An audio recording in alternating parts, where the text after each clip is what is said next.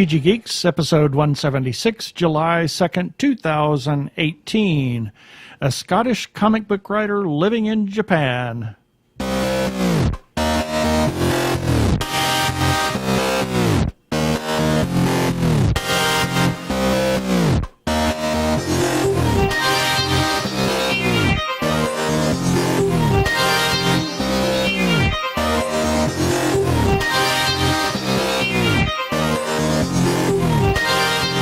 Hello and welcome to another webcast from tggeeks.com, where Ben and Keith, the two gay geeks, talk about all aspects of geekdom and nerdery. Sci-fi, comics, film, horror genre, you name it, we talk about it. I'm Keith Lane, and we're coming to you from TG Squared Studios in lovely Phoenix, Arizona, sometimes known as the Surface Valley of the Sun.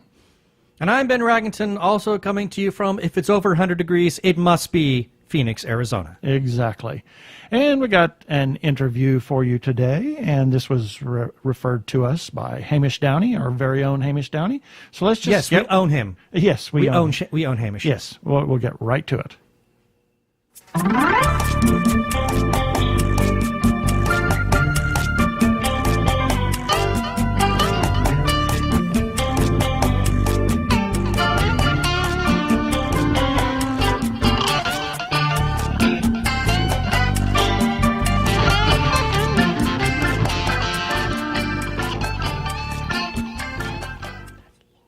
And this time on the show, we have a comic book writer who is a Scot living in Japan, of all things. Imagine that. Sean Michael Wilson, welcome to the show, Sean. Thank you. Welcome, Ben and Keith. Yes, right. yes. Okay, so we know a Scot living in Japan, we know an Australian living in Japan, and we know a Brit living in Japan. Yeah, we know. Wow. You don't know any Japanese living in Japan. No, as a matter of fact. Actually, I don't. And I know an American living, well, she used to live in Japan. I went to high school with her, and she lived in Japan. Well, I know a guy from L.A. who's now living in Japan. So there you are. But no Japanese living in Japan. No, I don't know any Japanese living in Japan. Yeah, it's. I can introduce you. I know someone who's a filmmaker, and I can introduce him to him. He's cool. Japanese gentleman, and he trained in LA. Oh, cool. Oh, very nice. That would be great. You're in LA, aren't you? No, we're actually in Phoenix, which Arizona. Is we're 300 miles west of there, or east of there, east and west. Yeah, west, in the yes, we'd be in the middle of the ocean. Yes. So, Sean, I know geography. I'm not American. So tell us. I know where Phoenix is. Tell us about who Sean Michael Wilson is, and then how you got started in the comic book writing and that whole thing. You've published quite a few graphic novels and comic books themselves. So tell us who you are for those that don't know. Yeah, I've published, it's amazingly, it's 34 books and graphic novels so far. I didn't know it was so many myself, because you lose track of just doing it. But I was interviewed by a Japanese newspaper a few months ago, and they said to me, how many have you written? And I said, I think it's about 22 or something like that. And they emailed me a few days later saying, we counted it up, and it's 34. Wow. So, is it so many already? But one of the reasons that it's so many, people are kind of amazed by that, because it's not like, it's not like I'm 80 now. How did you write that much? I'm 48 still. And so the thing is, it's because I'm a writer rather than the artist. So if I was the writer and the artist, it would have been, I think, literally impossible to do 34 comic books already by now. But because you're the writer, that means you only did half the work, or even less than half, depending on how you want to look at it. So basically, I'm a comic book writer. I'm from Scotland, but I live in Japan. And I am the only British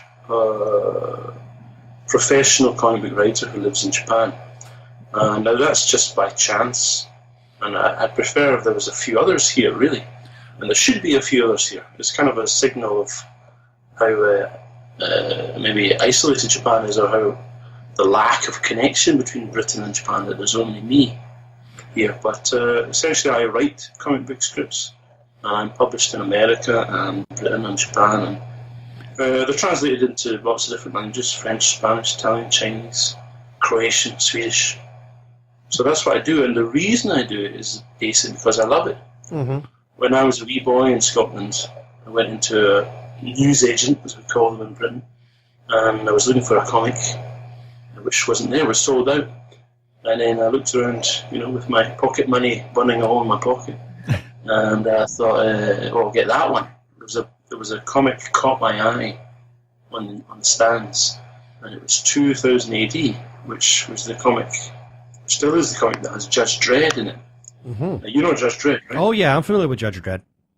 Have you guys read 2000 AD itself? I'm not familiar with 2000 AD. I have heard of it, but no, I have not read it. So I saw that, and it was a cover by Pat Mills and Kevin O'Neill, their story Nemesis, and I thought, wow, this is great, what's this? So I bought that and took it home, and it was kind of one of those eureka moments in your life where I thought, wow, this is fantastic. I was a comic book reader, as almost all kids were then, but 2000 AD kind of took a step forward into more sophisticated and kind of mature type stories, not just kids' ones. And it really hooked me deeply. So from that time on, when I was 12, I wanted to be a comic book creator. And I'm one of those foolish people that hasn't let the dream go. Mm-hmm. Well, that's fascinating. I think it's interesting that there's not more comic book writers in Japan. That's fascinating because, I mean, Japan is such a pop culture haven. Manga is such a huge thing in Japan that you would have expected there be a greater population of graphic book writers. I'm the only one from Britain. Right. But I would have thought there would have been more. Even at that, I know that there's a wealth of them living there, but that's a unique distinction to be. Well, especially since when we look at manga, manga is a really popular art form all over the world, and I would think that if you really wanted to, really break into that kind of writing and break into that particular genre, going to Japan would be the great way to do it, And I am a little surprised that there aren't more people from other countries in Japan actually writing in that particular style. It is a surprising thing, and of course I said I'm the only British one. There is actually another guy who also coincidentally is Scottish, who lives in Kobe, who's kind of starting to do good things now. And then there's some Americans, there's a Swedish lady, there's some Filipinos, and there's quite a lot of Koreans actually. Interesting. But in terms of, there's not, if you put it all together, it still wouldn't make a lot of people. Right. There'd be more Japanese working in the American film industry, probably, if you compare the two. But then the reason is that there's some pretty simple reasons in a way. First of all, it's just quite far away from Britain. The second thing is that the Japanese culture presents various barriers to doing that. First of all, Japanese they're not really keen on doing things via email. So normally their process is that they prefer to do things face to face, at least in the first meeting. So that means you're going to have to come all the way from, let's say, Manchester, wherever you live, and go to Tokyo. Very far away, and it's not all that expensive now, but it's a substantial amount of money that's going to cost you to do that. Yeah. Have a meeting with an editor, and then the next thing is the chances are the editor will not speak English, or at least not maybe good enough. They'll prefer you to speak Japanese. And so you've got a money barrier, a language barrier, and then just the small cultural things about the way that British or American people do things. It's not the way Japanese people do things. Right. And then added to that, there's not a tremendous amount of interest in Japan to see kind of work from non-Japanese creators. If you look at the kind of bookshops in Japan, and as you say, manga's very, very big here, but it's less than 1% of it is by non-Japanese creators. Interesting. They're focused on their own thing. Right. I also noticed that the artists that you use, the artists, plural, that appears to be they're very Japanese, and your stories are very Oriental or Asian or Japanese, for that matter. Is that although you have done some other things, is that because you live in Japan and you're in that culture, and you're writing? Yeah, you're that marketing for a style? specific audience. Yeah, well, more or less. Sometimes Japanese people ask me, why are you interested in Japanese history? Because they're kind of a bit surprised that gaijin, as they say, gaigokujin, a foreigner, is interested in Japan. And my first answer is really, I'm interested in all history, but because I happen to be here in Japan, it makes sense to focus on Japan. Right. And I work with Japanese artists, as you saw, and I'm published by Kodansha, which is one of the biggest publishers in the world, I guess. Therefore, we focus on Japanese history. But actually, I don't have an overriding interest in Japanese history. I'm interested in history, sociology, psychology, of everything. But also, actually, only about half of my books are Japanese focused. Mm-hmm. It's roughly half. So on my website, it says Japanese themed books, and there's one link, and then the link underneath that says social issues, comics, and the link underneath that is original stories. So the original stories meaning just ones I've come up with completely myself. Mm-hmm. Right. And the social issues ones are kind of sociology, history, which is not Japanese history, and cultural issues. Like we're doing the book which we're doing now, and I'm looking at a page of it right now, is on history of kind of people's movements in the UK, going right back to the Peasants' Revolt, right up until now. And so that one's by an artist who's from Manchester, actually. And then I've done books of my own autobiography in Scotland. So I do books on a whole range of different things. Actually, Japanese history is only one of the strands. Right. So the one that's coming out about the migration of people in the UK, when is that? Sorry, people's movements as in fighting against capitalism, fighting against racism. I see. Anti-homophobia, or etc. People's movements fighting against elite domination, kind of thing. Not that movement, not a migratory movement. Yes, I see. I didn't look at that very closely. The one that fascinated me was the Sweeney Todd and then the Christmas Carol. Yeah. Well, Christmas Carol is our best-selling book so far, and in a kind of, well, I'm happy about that, of course, but in a way, it's kind of a slightly bad thing that it's the best-selling one, because it's the best-selling one because people already know the story. Right. And, of course, that's good in this case. I think we've done a good version of the Charles Dickens original. We tried to keep close to the original and kind of do it in a dignified way. But in a way, it's a kind of a limiting thing for creators. Right. Not just in comics, but in movies and in every kind of artistic endeavour. That to do new things is more difficult. People like to latch onto stuff they know already. Stuck to traditional. So with some of the other original work that you're doing that maybe is not aimed with a Japanese mindset, how is that being received in Japan, or are you seeing greater reception outside of where you live? Like if you're writing something that maybe really focuses on Scotland. Is the response better there? How do the Japanese receive it? I'm really curious about how certain countries might receive or accept stories that deal with other countries and other nationalities. Well, most of my sales are in your fine country, United States of America. I'd say good 70-80% of my sales are in America rather than Japan. Oh, interesting. And then, of course, a large block in Britain, because I am in the United Kingdom, because I am British. But in terms of Japanese books, which are actually in Japanese, I have only two so far, which are specifically in Japanese. and we just made an agreement last week for the third one, which we're going to start working on in a couple of weeks' time. So although I live in Japan, I work with Japanese artists and published by Japanese publishers, most of my sales are not in Japan. That's fascinating.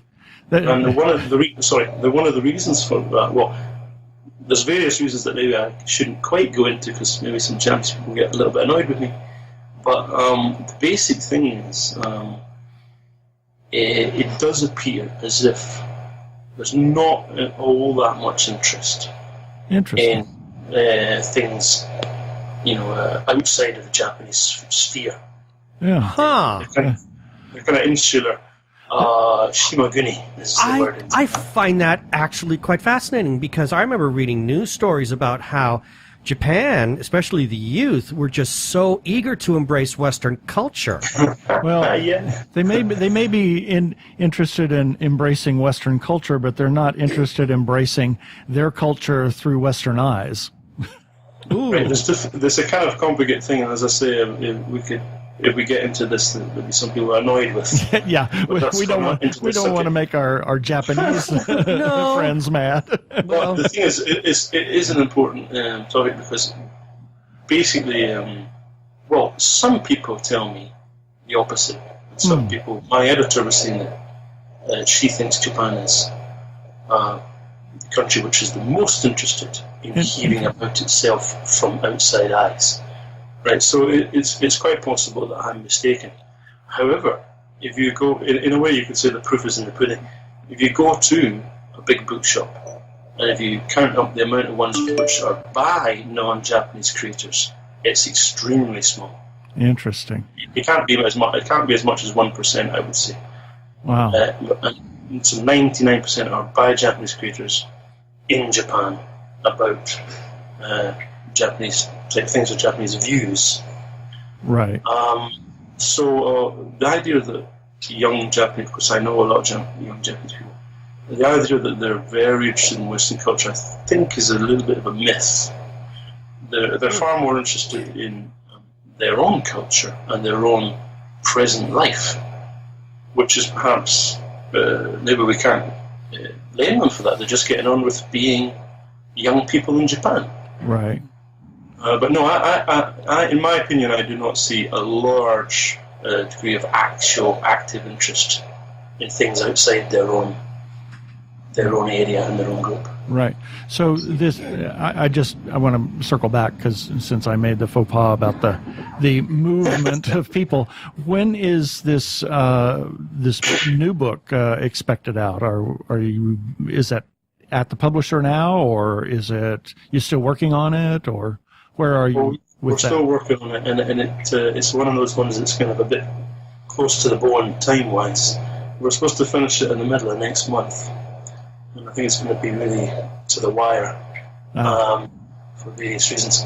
And it's supposed to be published in September in the TUC conference, which is the trade union conference, which is obviously a big conference in Britain every year. So it's supposed to come out there, and it's called The Many, Not the Few.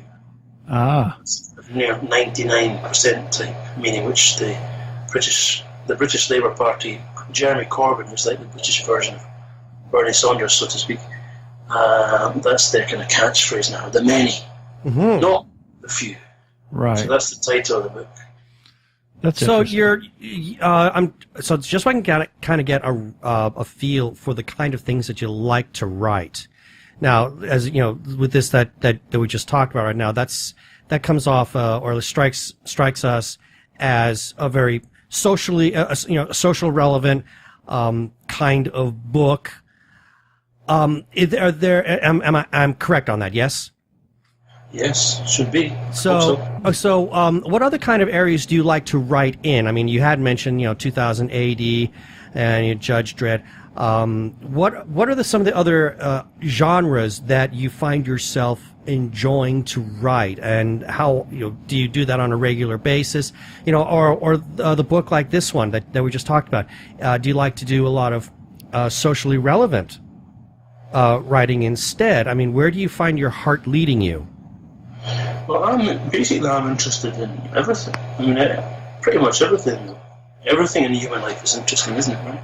But in a way, because of that, it means I don't really focus on any specific genre. I've not really written any specifically. I'm not really focused on horror or sci-fi or erotic genre or anything like that. I just want to do things about life, about human life. But in a way, that's kind of inherently non-genre. So, but the kind of things that I do, if we want to put them into some rough box, we could say that they are kind of social issues, sociology, history, biography, and autobiography. And that's already a lot of stuff.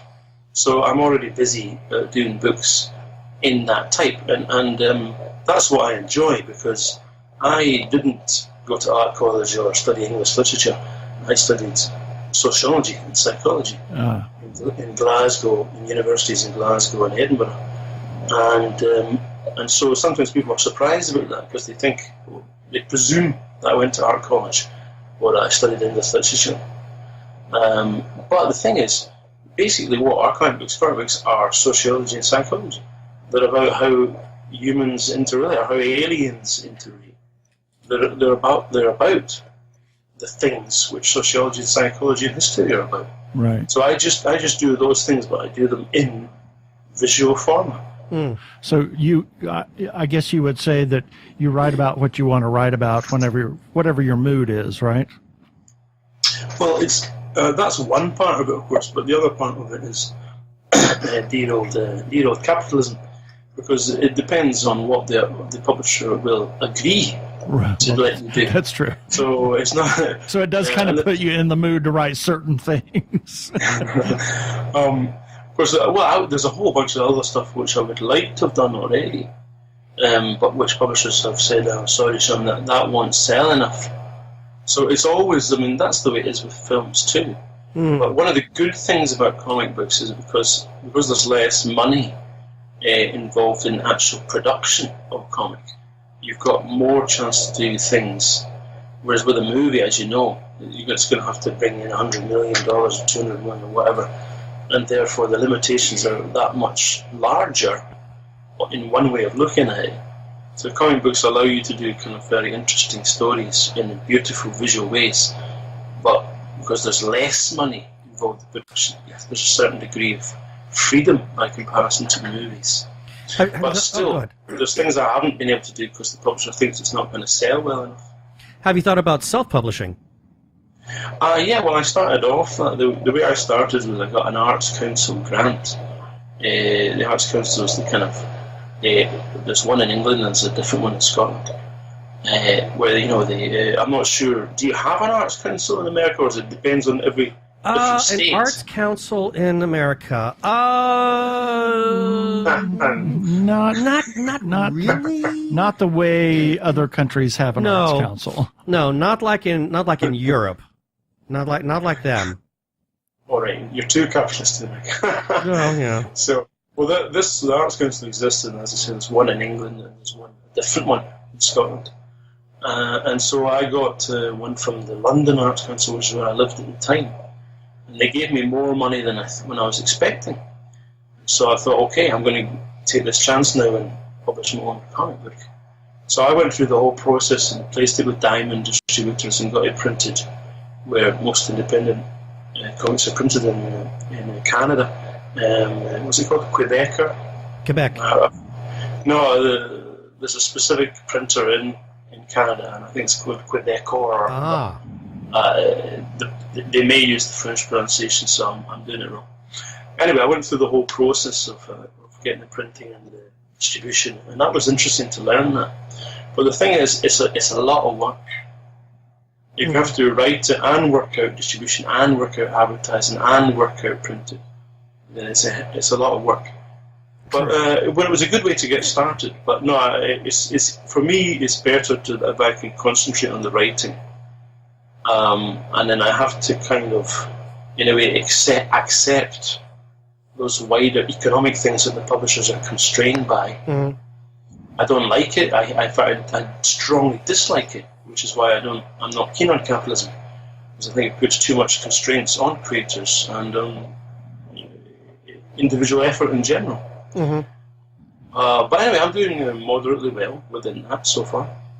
Well, cool. So, for people who are very curious on your work, where can they find it? I mean, do you sell your work through the internet, like Amazon or any other web-based services? Well, the main thing is, of course, is my own website, which is under my name, Sean Michael Wilson. Mm-hmm. And I am on Skype and on Instagram under Sean Michael Wilson. Sometimes it's Sean Michael Word, W-O-R-D word. Mm-hmm. And then, of course, Amazon, and my books should be in all good bookshops, as they say, some bad ones. Mm-hmm. I personally don't sell many via my own website or myself now. It's mostly through the publishers and the big American and British distributors. But your work, you can easily find me online. But your work is available via your website if people wish to buy it from there.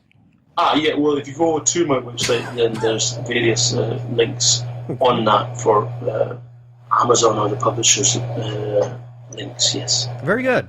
So where else on the internet do you have a Facebook or Twitter presence? Or Yeah, on Facebook, although I think I prefer to kind of move off Facebook nowadays with the various problems that it's having recently.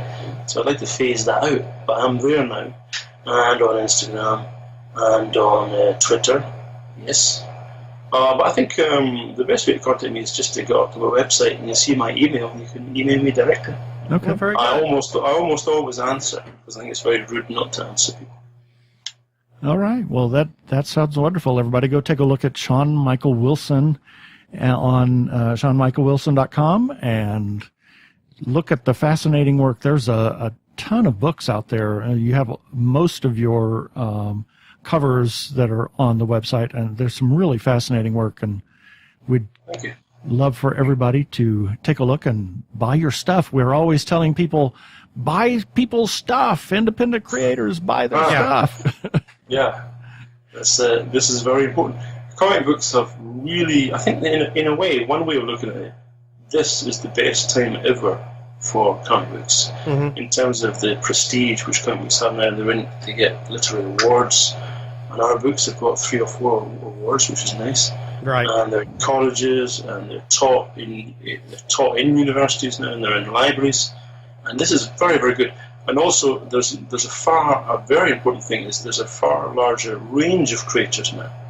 Right, it's not just white men anymore. I happen to have been born a white man, but now you have a lot of female creators. You have a lot of gay creators. You have creators from Iraq. You have creators from Angola. You have creators doing a whole different bunch of subjects as well, much wider range of subjects. So this is a very, very good time to be making comics. Apart from one thing, sales are still not enough. Mm-hmm.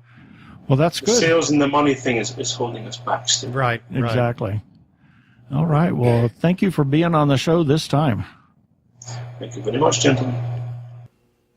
Hi, I'm Paul Montgomery. And I'm Amanda Donahue, We created The Margins, and you're listening to the 2 Gay Geeks.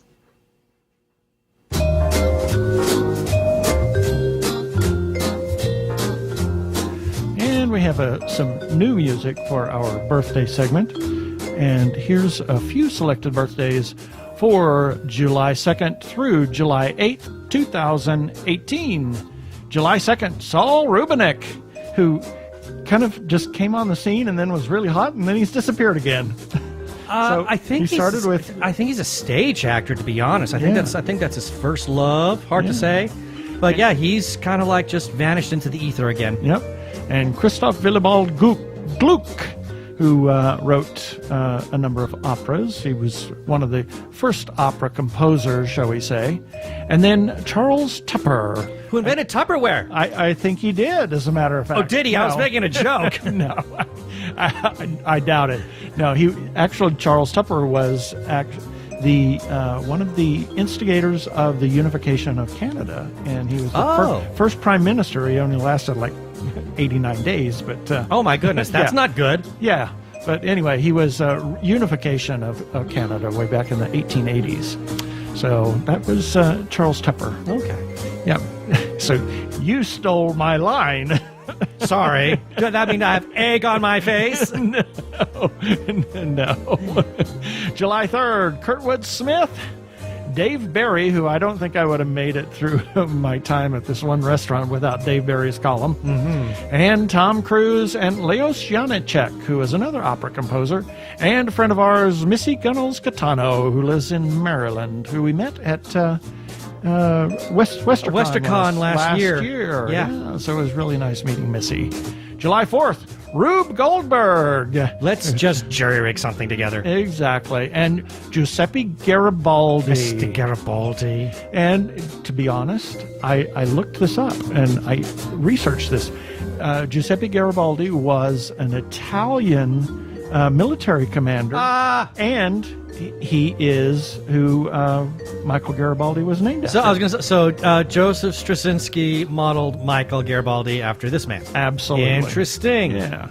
July 5th, Huey Lewis, Katherine Hellman, and Phineas Taylor Barnum. P.T. Barnum. P.T. Barnum. There's a sucker born every minute. Exactly. July 6th, we got Frida Kahlo, who's making a resurgence in a number of different places. I wonder if Coco has got something to do with that. Yeah, it's possible. Yeah, we see lots of Frida Kahlo stuff all over the place. Yeah. And the Dalai Lama, Burt Ward, Janet Leigh, and Mr. Bill Hensley, who I have known for a long time. Yeah, a long time. In an indirect sort of way, is instrumental for much of our success. Absolutely. July 7th, John Pertwee, who... It's hard to say, you know, when people ask you who your favorite doctor is. He comes in as number one for me. Yeah. I love John Pertwee. Yeah, I love Tom Baker, but John Pertwee I do too, but Pertwee, fabulous. he's just so classy. Absolutely. Also on July 7th, Richard Starkey. Better known as Ringo Starr. There we go. And Robert Heinlein, who we were talking about Heinlein earlier today. Oh, yeah. The Holy Trinity of Heinlein, Arthur C. Clarke, and Isaac Asimov. And Isaac Asimov. I don't think I've read any of Heinlein's books, but I read a number of his short stories. I did read Stranger in a Strange Land, and wow, that's heady stuff. Yeah. And also on July 7th, Billy Campbell, who we just saw. Got to watching Rocketeer the other day. Yeah.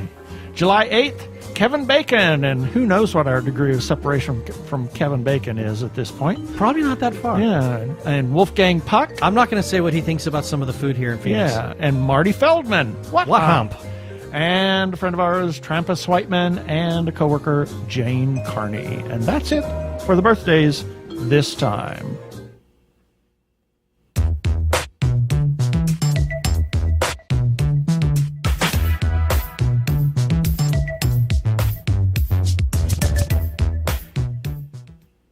Technorama, the podcast for geeks, because geeks are better than cool. You don't hear someone say, "Get away from me, you cool person." Who's gonna have their 65-inch home theater system installed by the Cool Squad? Not me, that's for sure. How much cool cred do you have? Not enough to care about. Think you'll find any canned unicorn meat at thinkcool.com? It's just a part domain name. They don't even have roadkill in a paper cup. That's why you need to start listening to Technorama, because that's what geeks do. Go to chuckchat.com and listen to Technorama before you turn cool.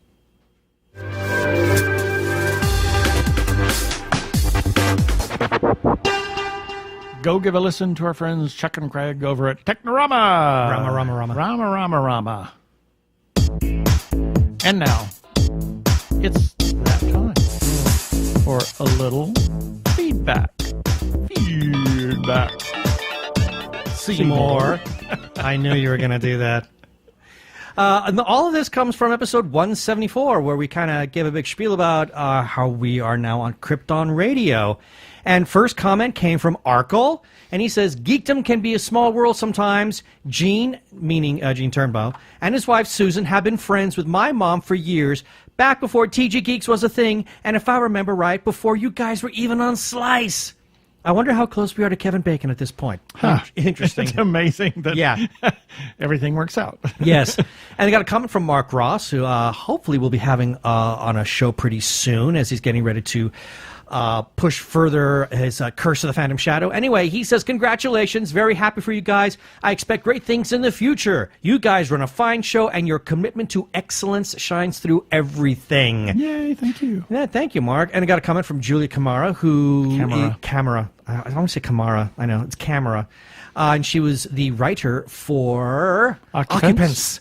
And she writes, congrats. And I got some comments from Kathy Ribbon Falconberry, your cousin. And she says, so proud of my cousin Keith Lane and his husband Ben Raggington. And then got a comment from Charles O'Neill. I'm guessing by the O'Neill, another family member. He is a great uncle. He was my grandfather's. He's a cousin. Let's put it that way. And he's on Facebook. Or uncle, or yeah. God bless him. He says, but now I have to find out what this Krypton Radio is. Yeah. He finally figured it out and then said, nice, right up on the Krypton Radio website. And then lastly, got a comment from Carol Chernich, and she says, I'm so very proud of Keith and Ben also. And yeah, nice feedback all from one episode. Yeah. Thank you, guys. And all concerning Krypton Radio, practically. And we want to hear from you, our listeners. You are important to us. Let us know what you think of the show or the articles that we write on our website. You can leave us comments on the Facebook page, and you can like our Facebook page if you would. We're growing in likes. You can even comment on our YouTube episodes or at tggeeks.com, as well as on Twitter of our 97 Twitter accounts. Boy. And you can receive a shout out on a future episode. We also have a listener feedback line where you can leave a message and we'll play your comment on air. Or call 469-TG-GEEKS.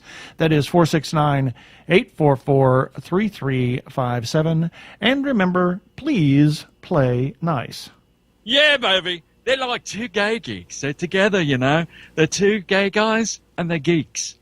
Is that okay?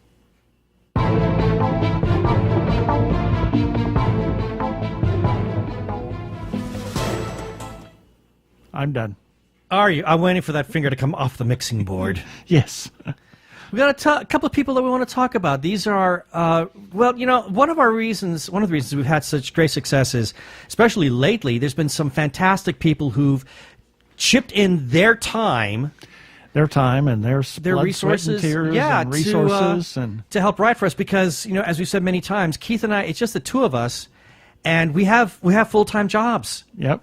So we can't be contributing, and writing to our website all the time. And all these people decided to say, we'll write something for you. A number of people have stepped up to the plate and become regular contributors. And we have a couple of supporters in here that we want to talk about. People Absolutely. that really pushed us at the right moment and pushed the show forward and our media empire. If you want to call it that. Our media closet. Yes, we should come out of the closet. Anyway. So first up is Jeannie Koch. Oh my gosh, we can't say what enough. Can we say about Jeannie? I mean, she's a pillar. Yes, of TG Geeks. For TG Geeks. She was our very, very first interview. And that was, I don't even remember what episode number that was. Long ago. Episode 12 or 15. I was going to say episode 7. I don't recall. Anyway. But it was a long time ago. We've had her on the show more times than any, twice in the studio. And then her contributions for the website alone are amazing. Oh my gosh. She writes our old classics newly reviewed column on Wednesday, most Wednesdays, when we don't have something else to run. But she's doing a lot of Turner Classic Movies. She's given us some humor excerpts from her websites. Yes. Homer excerpts. Yeah. Anyway, humor excerpts from one of her books, and she's done some restaurant reviews and all kinds of stuff. Yeah, she just most recently did a review of a Civil War Memorial Park. Yeah, at the Kennesaw National Monument Park. Yeah. I mean, it's amazing stuff that she has come for. And more. And we also have Andrea Richoff, who has been doing movie reviews, book reviews, all kinds of other things for us, and done some Social Saturday for us. And we got Rhonda, who has done movie reviews, stuff, things, and more, etc. Wow, that's a title. Yeah. And she just gave us a review for, I can't pronounce the name. It's so tricky. It's Sicario. Yep. She just provided us with that. So we really appreciate number of everything that other I things, know. yeah. She's done some really great stuff for us, so we really appreciate her for that. Yep. And we've got Tommy Cannon, who has his Dr. Zombie cartoon, and he's going to have some more to come soon. And can't forget Hamish Downey with his new sushi on Fridays, and for all the comments that he leaves and all the referrals that he's given to us for a number amazing. of different things. Thanks to Tom Levine. He's going to soon be contributing for us. He's got a lot of stuff going on right now. He's got a lot going on. So, we're just waiting for him to have time to help us, and he's going to be doing some interesting reviews of different things. So yes, he's going to have some stuff coming. I look forward to the things he will be writing for us, and of course, being that it's a professional writer, I really look forward to what he's going to write. Yeah, and we want to give a special shout out to Fingerpaint. Marketing, absolutely. They have been, not only have they provided screening opportunities for us, but lately we've been getting some really great press releases for upcoming movies. In fact, 2 that we just ran earlier this week. I mean, it's just been fantastic. Lee Massey has been just such a great supporter of us. Yeah. And we just can't say enough things about, enough great things about Fingerpaint and everything they've done for us. Yeah.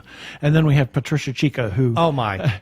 Patricia has been one of our greatest supporters, and she has helped our show in more ways than one. Mm-hmm. She's on one of our contributors list as I think it's our international correspondent, and she's done some things for us at Cannes Film Festival, and she's done a number of other things. And we kind of got started with a kind of a press release, and it was just the burgeoning, wonderful relationship that we have with her now. So absolutely, I mean, so many great opportunities, like the opportunity to interview Queen Karishma. Yes.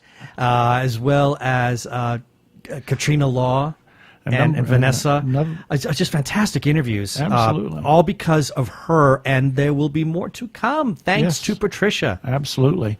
And a special shout out to Neil and Jana Halford for starting us down a different path than we normally would have followed. And this is in conjunction with the reference I made to Bill Hensley. Absolutely, because Neil is Bill Hensley's cousin, and I've known, and I've said this a number of times on the show, that I've known Bill since the very first day of 5th grade. So he happened to mention that his cousin had a film in the film festival at Phoenix Comic-Con one year, and we went and saw it. I liked it. I wrote a review, and Neil said, "Oh my gosh, we have a review, our first review, blah, blah, blah." And then that sent us down quite the unique path. Absolutely. And then last but not least, thank you to Gene Turnbow for believing in us and giving us an alternate platform for our show. And anybody else? I know we're forgetting somebody. Oh, but, I know that there are other people that we could thank, but there's just so many wonderful people out there. Thank you to everybody that has supported this show and listened to the show. You people that listen to the show, thank you so much. Well, not just the people who listen to us, but also some of the people that we've actually had on the show as guests, who have turned around and just sang our praises. Yeah, and some have become friends. And Jonathan Latt has become a great friend of ours. Katie Edwards, who, I mean, even though we've never met him, I hope to count him as a friend as well. Jeannie Koch, well, of course, Jeannie. But there's so many people. Rob Palmer. Yeah. And they've been in turn very supportive of us in everything that we do. So, there's so many people that I wish I could thank, and so many independent creators that we've talked to and become friends with and supported them as they support us. And it's really great. So we just can't say enough about the people that we contact and that we talk to and that we support and that support us. Thank you to everybody that listens and has supported us throughout the years. Absolutely. I'm Daniel Radcliffe, and I believe that reaching out for help is the bravest thing a person can do. If you are struggling and need support, call the Trevor Lifeline at 1-866-488-7386. It's free and confidential, and trained counsellors are there to listen 24/7 without judgment. To learn more about the Trevor Project's life-saving work for lesbian, gay, bisexual, transgender, or questioning young people, go to thetrevorproject.org.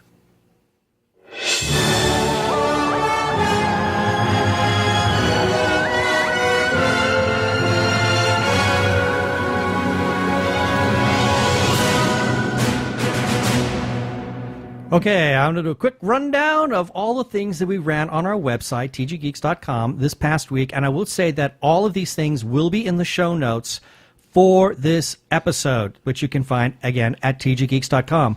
On Saturday, June 24th, there was... Sunday, I'm sorry. You keep saying Saturday. I keep saying Saturday. I know. I do that every week. Because we're doing it on Saturday. Because we record the show on a Saturday. On Sunday, June 24th, there was issue number 2 of Dr. Zombie, the Monster Family Physician. On Monday, we had episode number 175 of TG Geeks, as well as a first look from Roe of Coming Out of the Shadows, a Discovery of Witches. Check that out.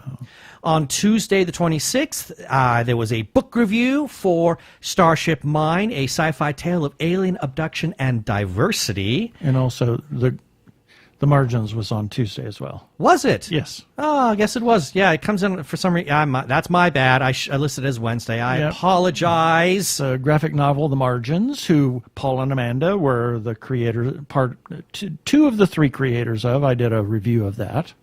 And then Jeannie came in with old classics, newly reviewed. It was a double feature. From 1963, there was Charade, and 1966, there was Arabesque. And then Andrea had a review of Ant-Man and the Wasp, calling it funny and action-packed. But that's all I will say. Check it out for yourself. And then on Thursday, Andrea comes back again with Leave No Trace, a review of the movie that she called Breathtaking and Complex.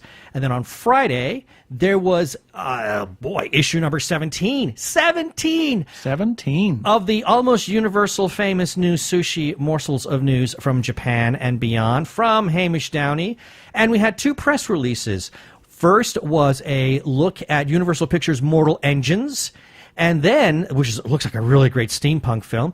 And then, another Universal Pictures film, this one I'm really excited about, The House with a Clock in Its Walls. Check out these press releases. They've got trailers. You will find them fascinating. And then, on Saturday, June 30th, there was the Social Saturday from Jeannie Koch. And it's the Kennesaw Mountain National Battlefield Park. And then lastly, we had another review from Roe. It's Sicario Day of the Soldado. Soldado. Boy, I'm just really losing it today. It's okay. It's not a good day for me today. I'm sorry, people. And that's everything that we ran this past week. And you can find all that at tggeeks.com, as well as entries on our Facebook page. Please visit and comment. As always, we got a couple of follow-up items. Check out our calendar on the website. If you have something, send us a note. Check out the widgets on the side of the page. There are a number of books and causes that we support. For example, we got Beth Cato's Roar of Sky, the 3rd book in the Blood of Earth series. That's on for pre-order. And you can order The Last Sun by Katie Edwards, his first novel that we've read, and I recommend that to anybody. It is just absolutely incredible book. And we're supporters of Arizona Opera and hope you will be too. The next season begins in October. Check them out at azopera.org. And as everybody knows, we are huge supporters of independent creators, whether it's filmmakers, comic book artists, writers, or other. Please consider supporting independent creators by buying their stuff. I bought a piece of art from Pia today. That's right. She's an independent artist. Pia Thrasher. Yes. We've had her on the show. She's an amazing, amazing artist. Yep. If you go to her Etsy, it's Her Dark Half is the creator on Etsy. So go check out that her identity? Yeah. Yep, exactly. She's an amazing talent. Yep. Special shout out to the following people. They have paper.ly issues that they publish, and they republish our content on a regular basis, and we thank them for that. First up, Doctor Who Talking Who on Twitter. They are at Talking Who, and they put out the Doctor Who Fancast Guide. Then there is Michael C. Burgess on Twitter. He is at Byronic, that is Byronik, and he puts out the Byronic's Semi-Journal Aggregator. And then lastly, you heard from him earlier, the human Arkle. He is at Arkle, that is Arkle, and he puts out the Arkle Times Post Dispatch News.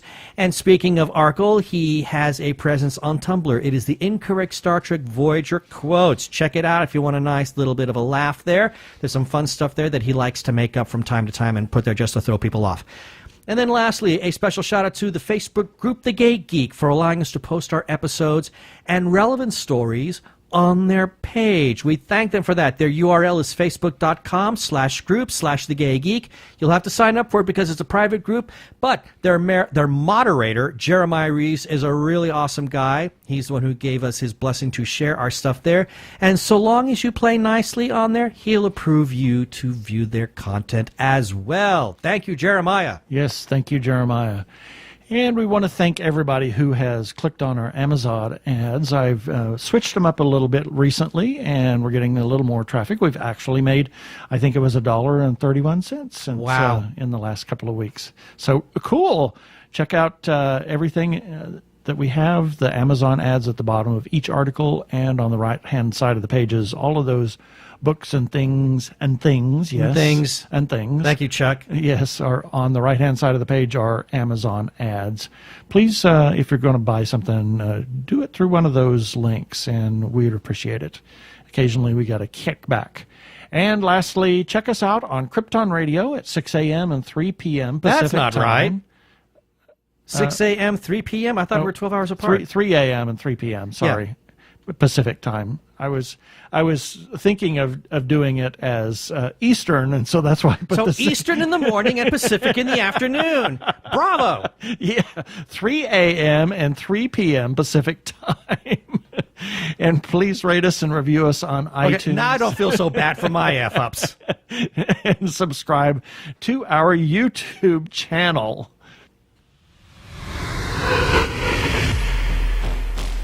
Up next time, we possibly have Jason Carney from the Phoenix Film Festival. I think that's who we got for next week. We got that one in the can. Maybe I haven't looked at the calendar. I apologize, but it might be Jason Carney or it could be somebody else. We got several interviews in the can that we're ready to run, so look for that. But Jason will be in the next several weeks. Yes. So look for that soon.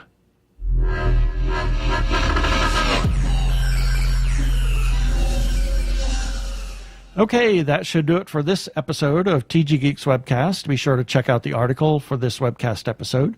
We're going to have several links on the page of things that we've talked about. And remember, you can comment on our Facebook page or our website, tggeeks.com.